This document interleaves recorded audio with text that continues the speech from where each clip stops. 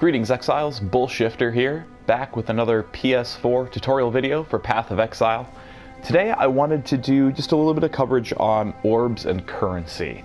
Now there's quite a few different vendor recipes and they can be a bit difficult to keep track of. So I just kind of wanted to walk you through some of the more useful ones to help you build up your orbs and currency, as well as kind of walking through what a lot of the orbs in the game do, even some of the uses that aren't necessarily defined all that clearly within the game. So if we go into the stash here and check out the currency tab, the first one that I wanted to go through, the Scroll of Wisdom, we've briefly went over that before. It's what's identifying your items. This is the easiest material to craft in the game, because any white item or common item that you pick up in the game and you sell to the vendor, you're going to get pieces to create a Scroll of Wisdom. They're super easy to get. You're going to get to the point in the game where you're literally just looting them left and right. Many of you are probably already there, so there's not really much sense in crafting these. I just wanted to go over it because it is, the first thing that you're going to start crafting within the game.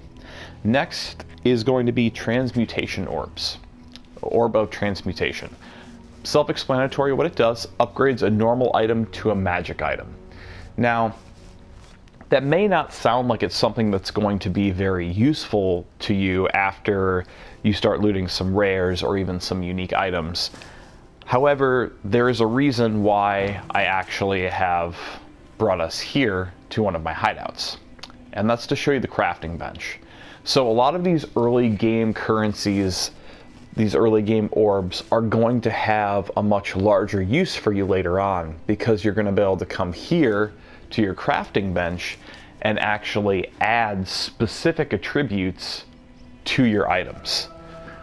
The items do need to have another slot for a mod. You can only have 6 mods on an item, so you need to make sure that you have 5 or less in order to be able to add one of these.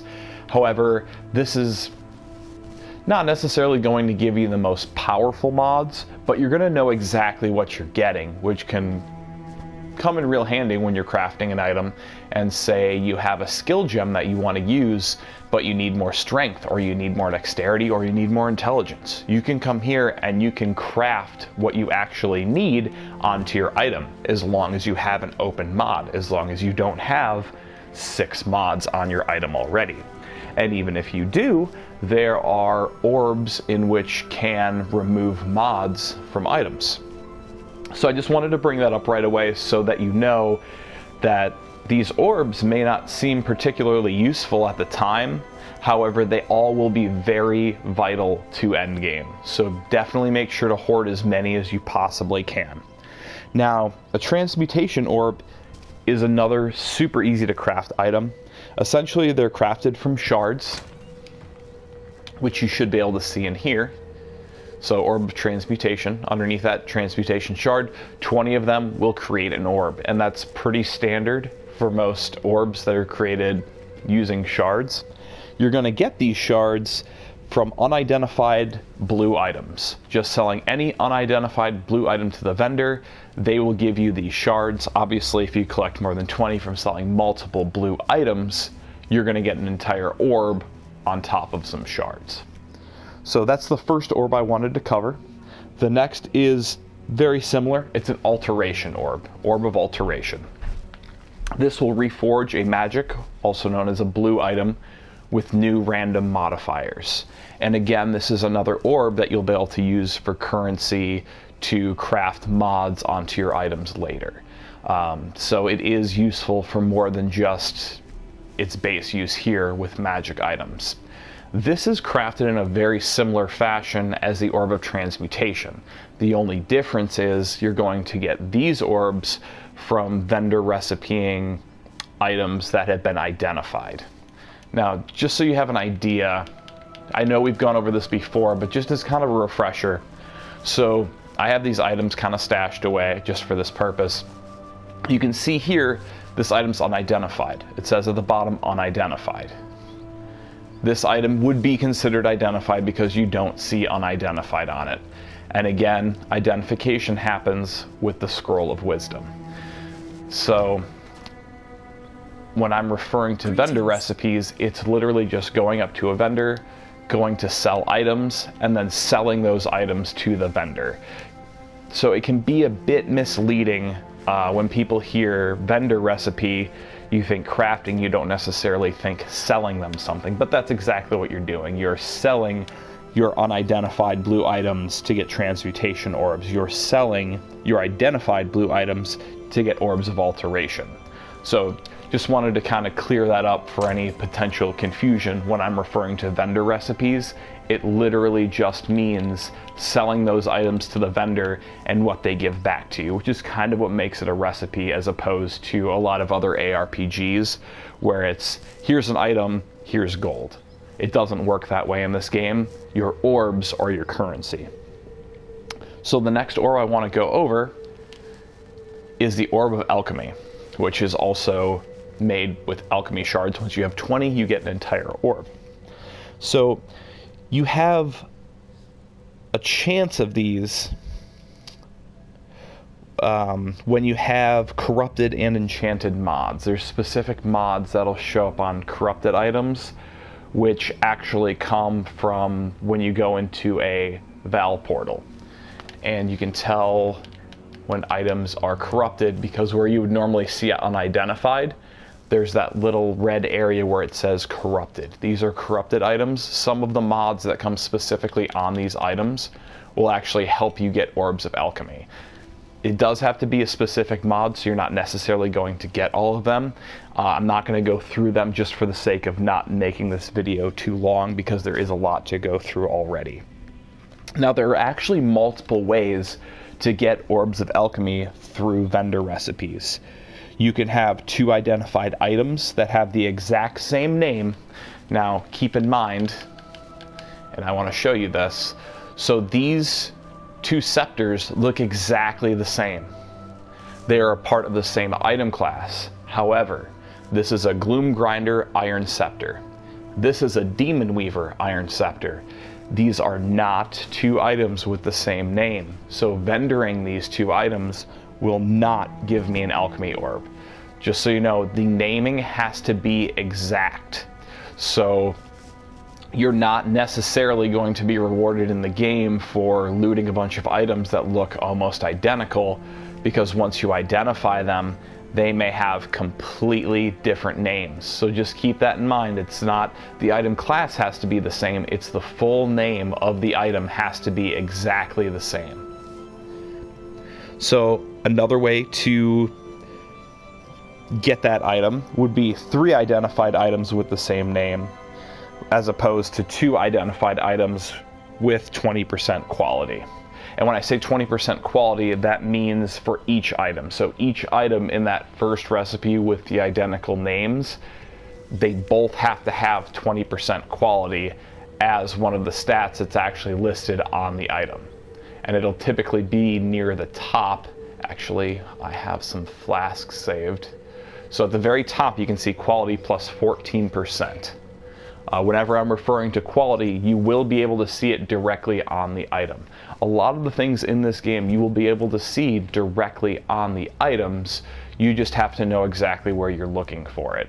So if you're ever kind of lost in trying to figure out exactly what an item is, just read through the entire description. Typically something will be listed there. So we've gone over the 3 identified items with the same name. We've gone over the 2 identified items with the same name plus 20% quality on each item. You can also get an Alchemy Orb from vendoring 1 normal, magic, and rare item with 20% quality on each one and the same base type. So when we looked at these items earlier, these are the same base type, Iron Scepter, Iron Scepter. They don't have the exact same name, but they have the exact same base type. So if I had an Iron Scepter that was white, one that's blue, and one that's yellow, and they all had that 20% quality listed at the top, I could vendor those and get myself an Orb of Alchemy. So that's just another recipe to keep in mind. Now next, well, we should go over what Alchemy Orbs actually do. They upgrade a normal item to a rare item. Now that can be very useful as well because you're completely skipping the blue tier. You're going from a white item to a yellow item. So just keep that in mind. Next, we're going to go to Augmentation Orbs. Orbs of Augmentation. Enchants a magic item with a new random modifier. So essentially you're adding a random mod onto your item. Now that's going to differ from the crafting table that I showed you where you're actually choosing your modifier. You're going to be assigned a random one, and much like the crafting table, you need to have an open modifier spot in order to use this item. So you can't already have 6 modifiers on your item. It has to be less than 6. So just keep that in mind. Now, in order to get an Orb of Augmentation from the vendor, you would have to vend an item that has 6 affixes on it. Or you could also vendor 1 normal, 1 magic, and 1 rare, so 1 white, blue, and yellow item with the same base type.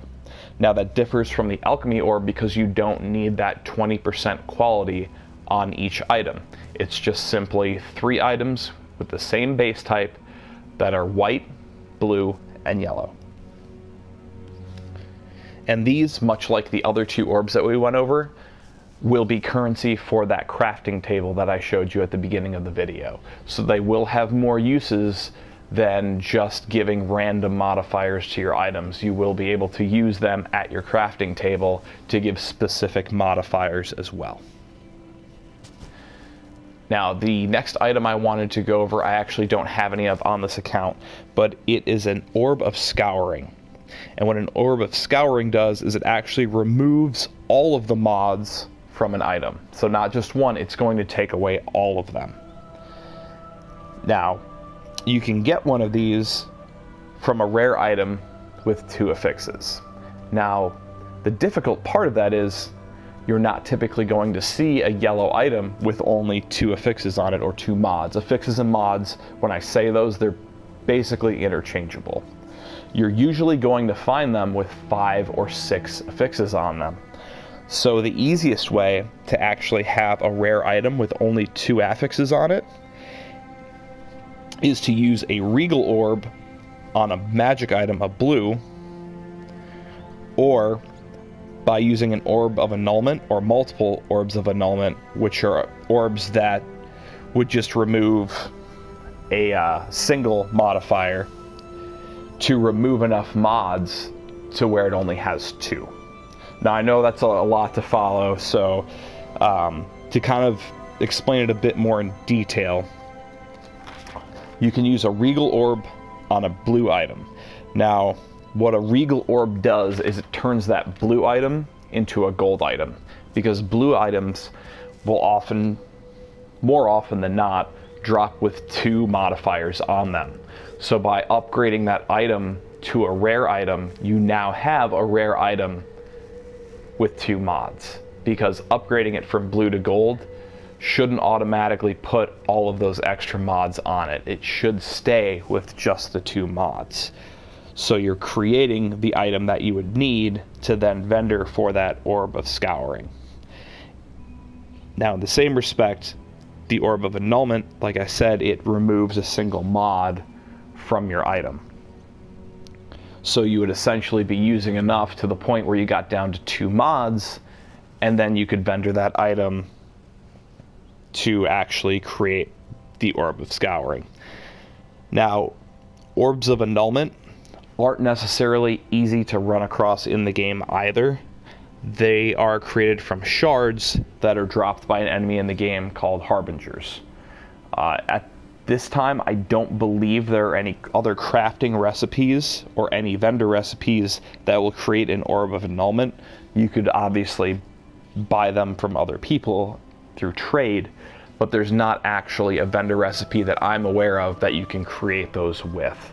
So they are a sought after item, and I don't necessarily know if I personally would use them to simply get an Orb of Scouring. I don't know if that investment would actually be worth it, to be honest with you. Now, many people would wonder, why would I want to use an Orb of Scouring? Why do I want to remove all the mods from an item. There are specific needs that you'll run into. One of them I'm actually going to cover when I talk about fractured items in regards to the current league that's going on. That'll be for a future video, just to not really drag this one out. However, there's another really useful recipe that the Orb of Scouring is used for that isn't mentioned in its description. And that is, if you vendor an Orb of Scouring with one of your skill gems, it will drop your skill gem down 1 level. So that's going to be super useful if you ever accidentally level your skill gems too high, as I mentioned in another video. So that is how you would fix that error, is you would go ahead and vendor an Orb of Scouring with your skill gem, and it will drop down 1 level, which will hopefully be enough to where you'd be able to equip and use it again. And then you just want to make sure to hover over that skill gem. I'll show you here. So if you go to the socket and hover over it and then hit triangle, it toggles the auto level on and off. So you see that little lock? That means it's not going to auto level. So that's just something to keep in mind. Now, another thing you can do to level down a gem would be to use an Orb of Regret, which also unfortunately does not have any vendor recipes that I'm aware of, but the Orb of Regret is actually what you would typically use, and I do have one here to show you the description. It grants a passive skill refund point. So essentially, your passive skill tree, it will allow you to respec 1 point. Now, what it does when you vendor it with a gem is it resets your gem all the way back to level 1. So it does have multiple uses. So that's another thing to keep in mind if you ever end up over leveling your gems or need to reset them to level 1. Now, the other orb that doesn't actually have a known vendor recipe is the Orb of Fusing, which reforges links between sockets on an item. So essentially, it's going to create links between sockets on your items. So I could essentially create a link between those 2 blue sockets that aren't linked. And that obviously is super useful, because that's going to allow you to take items that don't have links and create links, so you can add more support gems to your skill gems. Now, the next orb that I want to go over, I have mentioned this vendor recipe in the past. This is a Chromatic Orb. These are going to be probably one of the easier good orbs to craft early on, because all you would have to vendor, I don't know if I do not have one of those items equipped, but it's just going to be an item that has 1 of each socket color, so green, blue, and red, with a connection between all 3. Now, there can be more sockets than that, but there has to be a blue, a red, and a green, and the 3 have to be connected. Say I have 2 green sockets, a blue socket, and a red socket. One of the greens is just hanging off by itself, but the other 3 are connected. You will still get a Chromatic Orb from that vendor recipe. And what the Chromatic Orb does is it reforges the color of sockets on an item. So it's going to randomly re-roll all of the color sockets on an item. So these 3 blue sockets could turn literally any of the other 2 colors or stay blue. A Jeweler's Orb is the next item I want to go over. A Jeweler's Orb you will get from vendoring any item that has 6 sockets on it, which is the full amount of sockets you can potentially have on an item. 6 is the maximum. And what this item does is it reforges the number of sockets on an item. That can be good, that can be bad. I could have a 4-socket item that I use a Jeweler's Orb on, and it could become a 6-socket item. It could become a 1-socket item. So just keep that in mind, that there's risk and reward involved with this orb. The next orb I wanted to go over is another one I don't have here in my stash. It's a Divine Orb. What a Divine Orb does is it randomizes the numeric values of the random modifiers on your items. So if we take a look at these gauntlets, plus 15 to strength, 10% attack speed, 7 to accuracy rating, so all of those numbers would be randomly re-rolled to within numbers that are on the scale with that item's quality. So it's not going to actually re-roll the mod entirely, it's just going to give you a different numeric value for that mod. Now this can be crafted by vendoring an item with 6 sockets that are all linked. So it has to be a pretty good item that you're vendoring in order to get this orb. The next orb that I would like to go over is the Orb of Chance, which I believe I have one here somewhere. There it is. So an Orb of Chance upgrades a normal item to a random rarity. So your normal item can become blue, which obviously would be the most likely. It can become rare or yellow, which is a bit more rare, or it could even become a unique item. Now an Orb of Chance can also be crafted through multiple vendor recipes.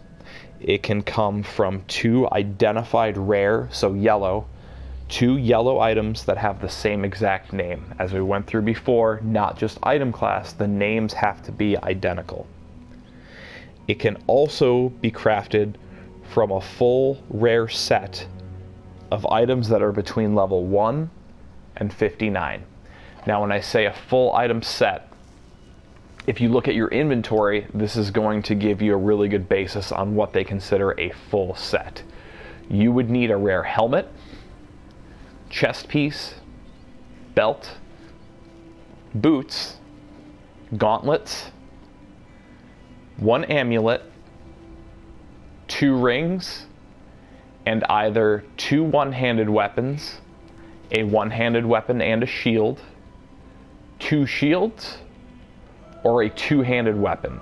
So essentially, it is as literal as it could possibly sound when they say full set. They literally mean everything you can see here on your screen besides your flasks. So keep that in mind as well. That is another way to get an Orb of Chance. Another way that you can get an Orb of Chance is from a normal, a magic, a rare, and a unique item that are the same base type. So not the exact same name, but say I had 4 chain belts, one that was white, one that was blue, one that was yellow, and one that was the orangish gold, the unique items. I would need 1 of each of those, and that would craft me an Orb of Chance through the vendor. Now the next orb we're going to go through is going to be the Chaos Orb. This will reforge a rare item with new random modifiers. So that's going to reforge a yellow item with completely different mods. Now, the way that you would get this is similar to one of the Orb of Chance recipes, to where I was telling you you need a full set of items between level 1 and level 59. This would require items that are between level 60 and 74. So keep that in mind as well. And by level, I mean the required level. That's what it's referring to, is that required level that you see there. This requires level 31. So these would all be items that would require level 60 to 74. Now the next item I want to go through would be the Regal Orb, which I also do not have here in the stash, which will upgrade a magic, so a blue item, to a rare item, so a yellow item. So it's going to upgrade a blue to a yellow. There are a couple ways to craft this, very similar to the Chaos Orb and the Orb of Chance. You can do a full rare set of items, so a full yellow set, between levels 75 and 100. You can also get it from 3 identified items with the same exact name with 20% quality on each one of those items. So those are the 2 ways that you can get a Regal Orb through the vendor. Now, that pretty much covers a majority of the orbs that you're going to see within the game until you get to the major end game content, or you start talking about the Vol Orbs, which deals with corrupting items, and that'll be for a future video. The only other items that I wanted to touch on when it comes to vendor recipes would be these items you see up here. There's the blacksmith's whetstone, armorer's scrap, the glassblower's bauble, and there's actually a couple more that I don't have in here currently, the cartographer's chisel and the gem cutter's prism. Now, these all have the same basic idea, so they're all going to improve the quality of one of your items, which, as I showed you on the flasks, that's literally just where it says quality, which is going to make your item better, or it's going to make that item so that you can use it for one of those more specific vendor recipes. Now, they all deal with their respective item class that they're attached to. So armor scrap goes towards armor. The blacksmith's whetstone would be weapons. The glassblower's bauble deals with regards to flasks. The cartographer's chisel is for maps, which is something that is endgame content, and it's a subject we'll cover later on. And the gem cutter's prism is in regards to skill gems. So they all essentially do the same thing. They improve the quality for the class of item that they're for. The way that you would receive one of these from the vendor is by trading in one normal item of 20% quality. So this flask right here, it only has 14% quality, so it would not qualify. I would need it to be 20% quality in order to be able to actually get a glassblower's bauble from this one item. But there is another way. You can trade in multiple items of the same category. So in order to get a glassblower's bauble here, I would need multiple flasks. And they would have to add up to 40% quality. Now, one thing to keep in mind here is, say you're in a hurry and you're going to try and get 2 glassblower's bauble in one session. So you put in enough to get to 80% quality. You're only going to get 1 glassblower's bauble from that. It's kind of strange how it works, but just add them to 40 twice if that's the case. You're not going to get extra items for going over 40%. It's still going to read it at 40%. So just make sure you get 2 or just above that 40% and save your other items to craft a second time to get that second object.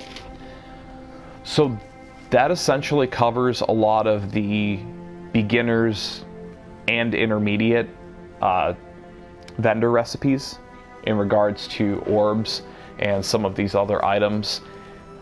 This was a bit more complicated than the other videos I've made, but I hope that I kind of went through these slowly enough to where you understand exactly what I intended to teach you here today. Because a lot of these items are going to be super useful for you to hoard and hold on to for the end game. This is all stuff you're going to want to collect throughout the game. Now, don't be worried if you're having difficulty gathering the required items for the vendor recipes, because these items will also randomly drop from enemies. So you don't necessarily have to be using vendor recipes to get these orbs or get these items within the game. They will also randomly drop. So it's not a necessity to know all of these vendor recipes, so don't feel like you have to memorize them. It's a lot to take in. I would say keep in mind some of the basic ones. The chromatic orbs, make sure that you're always looting those items that have the 3 different sockets that are all linked. That's an easy one to remember, and they're super useful items because you're going to be re-rolling the color of your sockets really often on really good items until you get the perfect combination. So you're going to want a ton of those. Any 6 socket items, that's another one that's super easy to remember to keep. 6 socket items that are all connected, and you should be keeping your 6 socket items to vendor anyways, so that's going to be more of a bonus than anything else.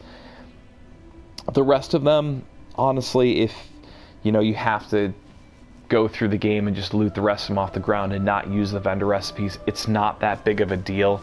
I would try to keep items that have higher quality just to get those items that I had last mentioned, which help improve the quality of your weapons and your armor and your flasks and everything else, especially your maps at endgame.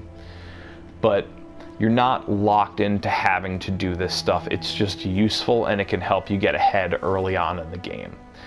So again, thank you so much, seriously, for coming in, watching these videos, taking part of the community. I've seen a ton of interaction in the comment section, and I think it's awesome. By all means, if someone has a question in the comment section that you know the answer to, you are not stepping on my toes by answering. I strongly encourage you all to interact with each other. The channel is growing at a crazy rate, and like, it's overwhelming to me in the most positive way that it could be. You've all just been super supportive of the channel, and I can't even put into words how much it means to me and how much I appreciate it. I will absolutely do my best to continue to answer any questions that are in that comment section, but if you guys want to help each other out, I do not mind at all. I would be happy to see it. I love seeing you guys interact with each other and how it's slowly becoming just this Path of Exile community.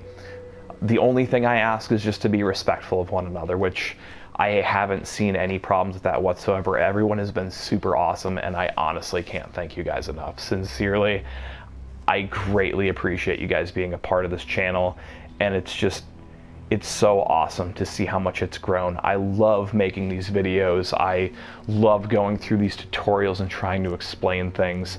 And I love the fact that you guys are interacting and letting me know these different things that you want to learn. And like I said, it's been overwhelmingly positive, and I can't state enough how much I appreciate it. You guys are absolutely awesome. Thank you so much for participating in my channel.